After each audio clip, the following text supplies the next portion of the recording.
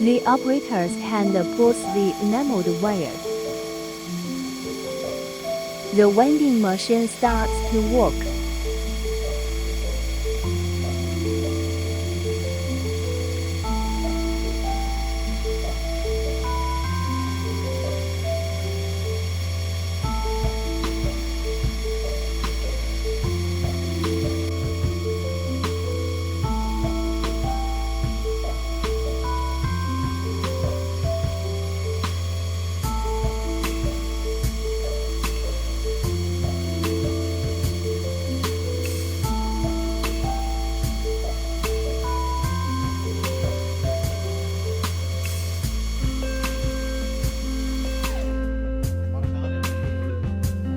After the production is completed, cut the enameled wire.